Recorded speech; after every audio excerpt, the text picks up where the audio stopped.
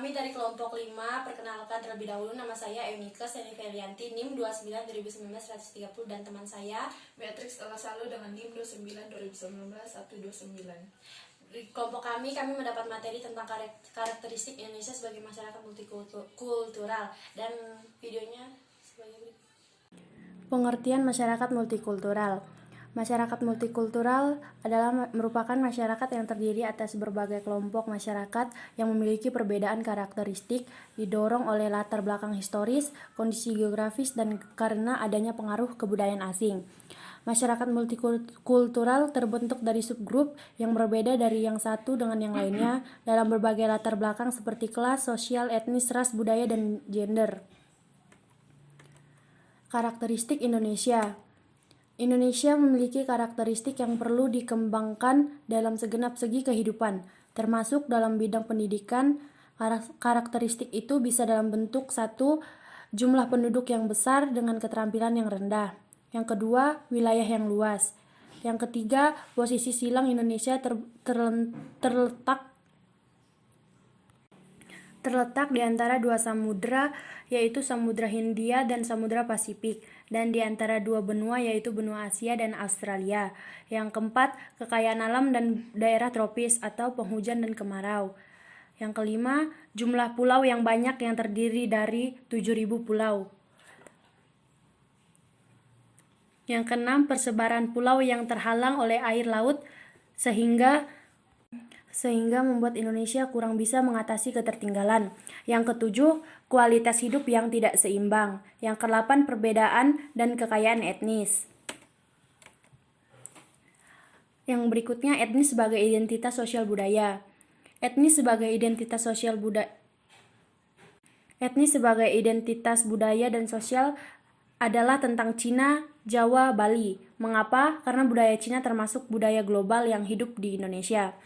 Dengan mempelajari budaya Cina itu, kita mengetahui cara berpikir dan berperilaku kelompok ini, sehingga bisa mengikuti pola budaya mereka dalam pergaulan sosial dan pergaulan ekonomi. Mengapa Jawa? Karena mayoritas penduduk Indonesia banyak berasal dari Jawa dan tinggal di Jawa. Mengapa Bali?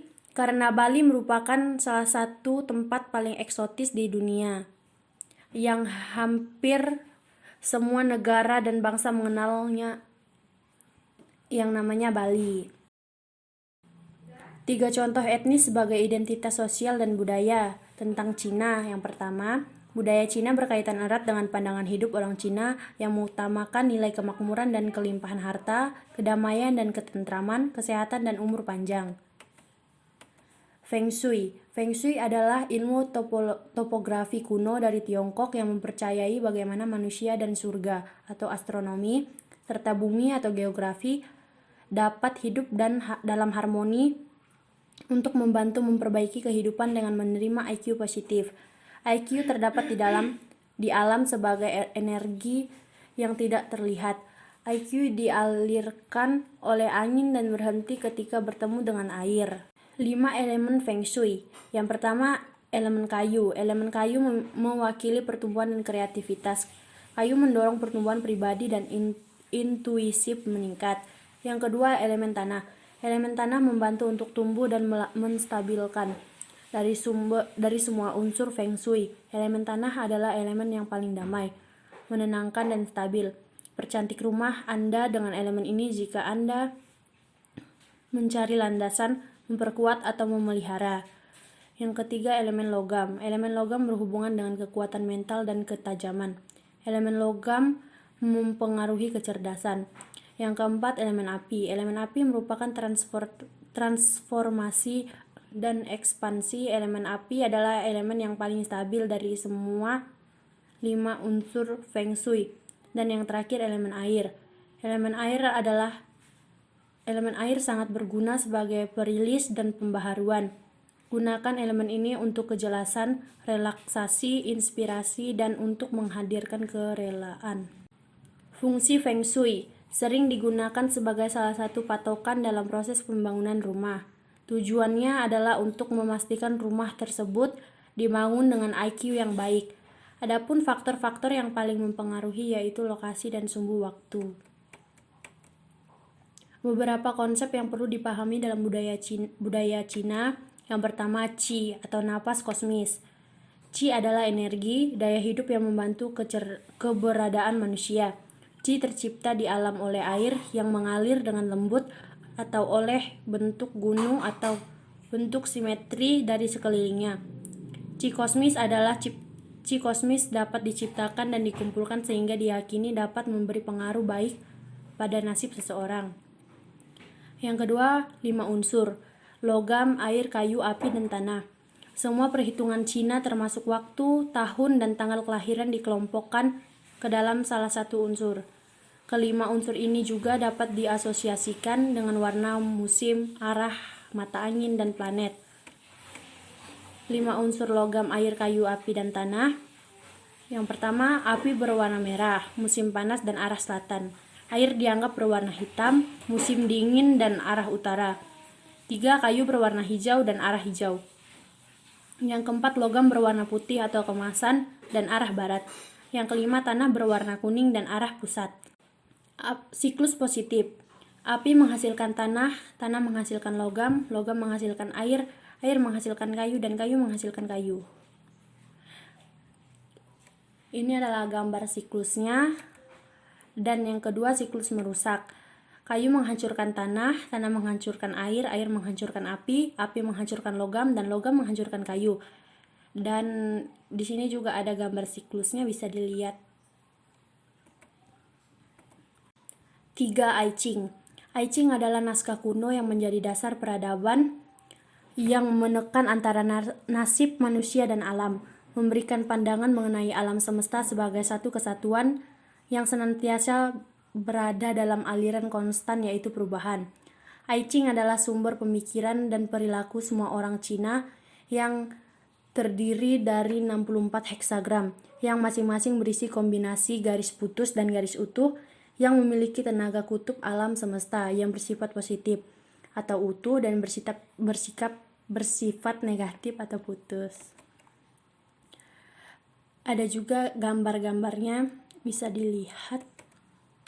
Ada trigram.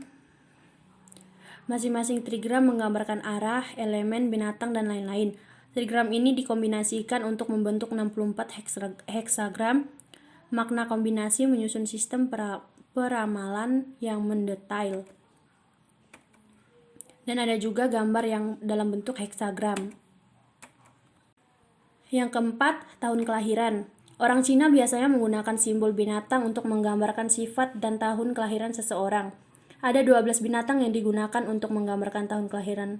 Contohnya, xiao tikus, xiao kerbau, xiao macan, xiao kelinci, xiao naga, xiao ular, xiao kuda, xiao kambing, xiao monyet, xiao ayam, dan xiao anjing, dan xiao babi. 5. Yin Yang atau konsep keselarasan dan keseimbangan. Yin Yang adalah prinsip negatif dan positif yang menguasai alam semesta dan kehidupannya. Prinsipnya adalah keseimbangan antara dua kekuatan itu harus seimbang. Yin, gelap, pasif, wanita, bulan, dingin, lembut, ganjil, negatif, diam. Yang, terang, aktif, pria, matahari, panas, keras, genap, positif, gerak. Yin dan Yang saling melengkapi, saling tergantung, yang sama-sama membentuk kekuatan. Yang keenam, Pakua. Lambang Pakua berasal dari 6 trigram I Ching yang diletakkan di sekitar sisi lambing itu. Bentuk Pakua memainkan peranan penting dalam praktek Feng Shui karena merupakan salah satu pemecahan paling penting yang digunakan pada praktisi untuk melindungi diri dari pengaruh yang mengancam rumah atau lokasi. 7. Tahayul dan simbolisme. Feng Shui berkaitan erat akan kepercayaan tahayul dan lambang menjadi karakteristik orang Cina di kalangan masyarakat Cina. Ada beberapa kepercayaan tahayul yang mengelilingi naga. Pada intinya, naga dipercayai membawa kemakmuran dan kekayaan ketika naga itu sedang bersenang hati. Sehingga ketika naga langit sedang membawa kehidupan dengan menurunkan hujan, sehingga tanaman dapat tumbuh dan panen berhasil, atau sebaliknya membawa bencana dan kematian. Sedangkan tahayul sendiri merupakan suatu kepercayaan yang tidak dapat dibuktikan secara akal. Tahayul merupakan cerita-cerita yang diceritakan oleh masyarakat terlebih dahulu secara turun-temurun. Contohnya, Yang pertama, mereka menggunakan benda-benda tahayul yang menimbulkan permohonan, seperti patung katak yang menggigit uang logam yang diletakkan di meja atau dekat kotak uang sebagai simbol permohonan rezeki yang melimpah. Yang kedua, mereka menggunakan cermin dekat makanan atau dekat uang supaya terlihat berlipat ganda sehingga diharapkan uang dan rezeki Yang ketiga, mereka menggunakan mainan kucing yang melambai-lambai tangan sebagai simbol menarik pembeli agar memasuki toko dan membeli barangnya. Hal ini yang menjadi ciri budaya orang Cina adalah penghormatan kepada leluhur, penghargaan yang lebih tinggi pada anak laki-laki daripada anak perempuan, sehingga ada upacara yang pada hari Qingming untuk menghormati leluhur. Namun nampaknya dengan beralihnya sebagian orang Cina ke agama besar yang ada, penghormatan semacam ini mulai berkurang. Berikutnya konsep budaya Jawa. Yang pertama ada religi Jawa, animisme, dinamisme, sinkretisme, dan agama Jawa. Masyarakat Jawa telah mengenal Tuhan dengan segala konsep dan bentuknya yang khas. Pengenalan Tuhan yang tertua dilakukan dengan pemujaan pada roh dan kekuatan benda-benda. Roh dan benda-benda seperti keris, batu akik, jenis tanaman tertentu yang di sekitar manusia dianggap memiliki kekuatan sakti. Yang kedua ada selamatan atau selamatan. Adalah sebuah ritual yang dimaksudkan untuk memohon keselamatan. Keselamatan yang diadakan secara turun-temurun dimaksudkan untuk memperoleh keselamatan lahir dan batin dari gangguan makhluk halus. Fungsi utama dari selamatan adalah yang diadakan adalah untuk menetralisirkan bencana yang datangnya dari luar kekuasaan manusia. Yang ketiga ada primbon, suluk, dan wirid. Merupakan sastra yang banyak memuat ajaran sinkretisme. Primbon antara lain membuat petung atau perhitungan untuk menentukan perkawinan, mengetahui watak manusia atau watak bayi lahir, pindah rumah atau persyaratan hajat lainnya. Suluk dan wirid berisi wejangan atau petua yang diyakini dari ajaran para wali songo atau wali sembilan yang memuat ajaran Islam esoteris. Karya sastra ini antara lain seperti Serat Centini, Serat Cobolek, Serat Wirid, Hidayat Jati, Babat Tanah, dan sebagainya. Dengan munculnya Serat Cobolek telah memunculkan sinkretisme Islam Jawa Timur yang luar biasa. Di dalamnya ada mistikisme Jawa dan neo-tasawuf. Yang keempat ada tata kerama. Tata kerama adalah adat sopan santun Jawa dalam berbahasa, bersikap, dan bertingkah laku yang sangat dijunjung tinggi menjadi ciri budaya Jawa. Yang kelima ada petung. Petung adalah perhitungan menduduki tempat yang sangat strategis dan urgen dalam budaya Jawa. Karena setiap kegiatan apapun orang Jawa tidak bisa meninggalkan tradisi menggunakan perhitungan ini. Misalnya untuk mengetahui watak seseorang, menentukan hari perkawinan, dan menentukan arah rumah, atau mirip budaya Cina yang harus diperhitungkan hari kelahiran dan waktu yang tepat. Yang keenam ada nama dan jenis makanan.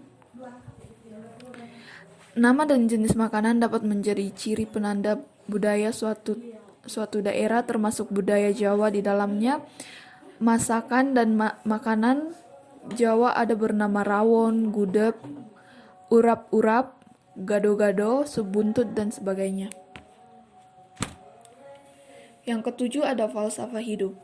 Falsafah hidup atau pedoman hidup memiliki nilai-nilai yang bersifat konsumeris dan materialis, membuat budaya yang adihulung atau mulia.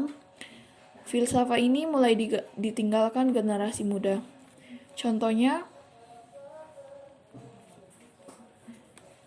seperti ajining diri sokolati, ajining awok soko tumindak, ajining sariro soko busono. Kehormatan diri berasal dari tutur kata yang baik. atau ladhi.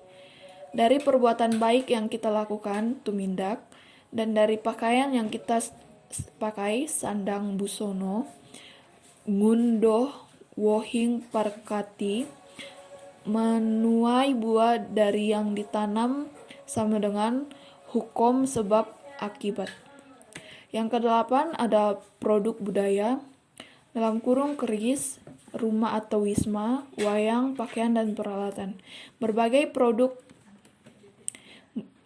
produk budaya seperti keris, wayang, rumah, pakaian, dan peralatan lainnya dapat menjadi ciri penanda yang ada pada adat budaya Jawa. Contohnya seperti wayang bima atau werkudara, menyimbolkan seseorang memiliki tanggung jawab dan pendirian yang tegus, sementara adiknya Arjuna menggambarkan seseorang yang gemar menuntut ilmu. Di sini ada gambarnya, kita bisa lihat sendiri. Kemudian ada keris, bukan hanya sekedar senjata yang unik bentuknya, tetapi lebih ke kelengkapan budaya spiritual. Ada anggapan di kalangan Jawa tradisional, seseorang baru bisa dianggap utuh dan lengkap sebagai lelaki sejati jika ia sudah memiliki 5 unsur simbolik: curiga, turangga, wisma, wanita, dan kukila. Curiga berarti keris, turangga artinya kuda atau kendaraan, bisa seperti motor atau mobil. Wisma adalah rumah untuk tempat tinggal. Wanita artinya istri, dan kukila artinya harafiahnya adalah burung, arti simbolik dari keindahan. Selanjutnya ada konsep budaya Bali. Yang pertama ada dharma, artinya kebenaran atau kebijakan, atau kewajiban dan hukum, yaitu suatu jalan yang halus dan sejuk yang dapat melindungi dan menjaga orang yang mengikuti dan menjauhkan dari bencana sehingga menjadi orang yang gembira, tentram, dan bahagia. Yang kedua ada trihita, konsep keselarasan hubungan mendatangkan kebahagiaan. Keselarasan hubungan tersebut meliputi keselarasan hubungan manusia dengan Tuhan, keselarasan hubungan manusia dengan sesama manusia, keselarasan hubungan manusia dengan alam sekitarnya. Yang pertama disebut hubungan niskala atau tidak nyata, rohani. Yang kedua dan ketiga disebut skala, nyata, duniawi.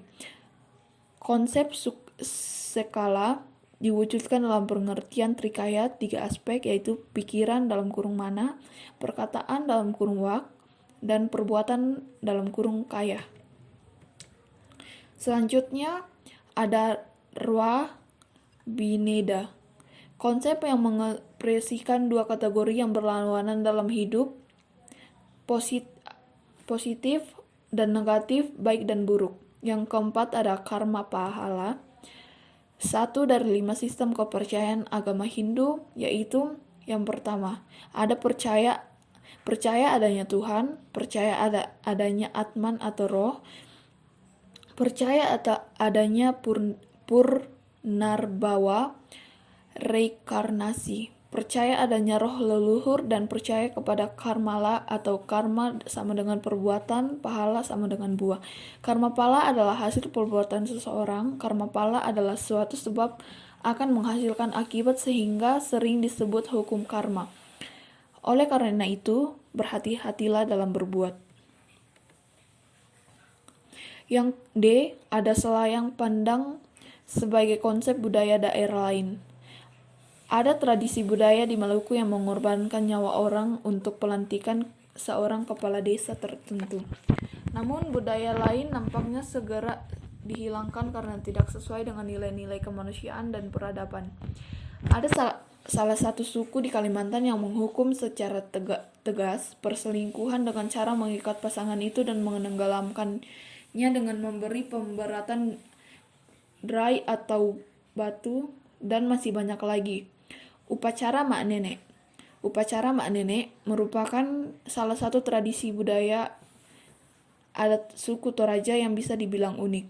Upacara ini merupakan bentuk penghormatan terhadap leluhur mereka yang telah meninggal. Penghormatan ini dilakukan dalam bentuk pembersihan mayat dan penggantian baju bagi jasad nenek moyang yang telah meninggal.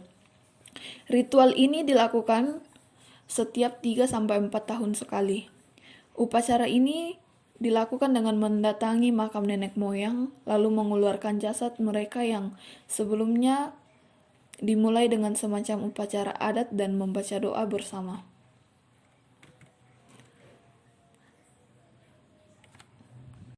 Sekian dari hasil presentasi kami. Jikalau ada kesalahan pengucapan kata dan penulisan kata, kami memohon maaf. Terima kasih.